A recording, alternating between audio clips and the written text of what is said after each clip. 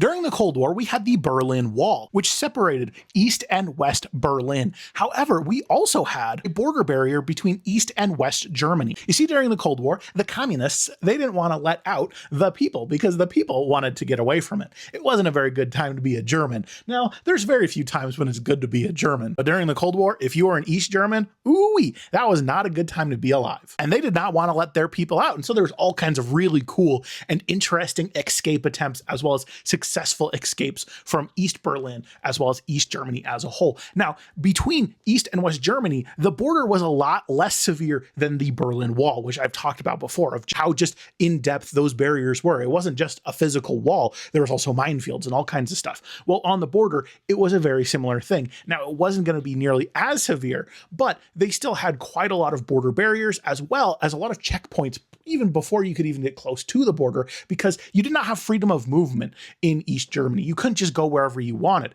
If you started leaving your little sector, your little zone, which was a very small area, normally a portion of your town or city, not even the entirety of the city, you had to go through and get permissions to be able to move anywhere within those borders. Even in modern day Russia, they still have an internal passport, and that's the same type of thing. You're not supposed to be leaving, or they want to at the very least know exactly where you're going. And while the Berlin Wall was a much larger symbol of the Cold War, the people of East Germany still had a hard time being able to escape East Germany, even if they weren't inside Berlin. Now, oftentimes the reason why people would try and escape in Berlin itself is because Berlin was deep inside East Germany, and you might be able to get a pass to be able to go to Berlin, as well as a lot of people lived in Berlin. And so then they could try and attempt to get into West Berlin. And if they got into West Berlin, they were then able to leave West Berlin and go into West Germany, as well as anywhere else they might want to go.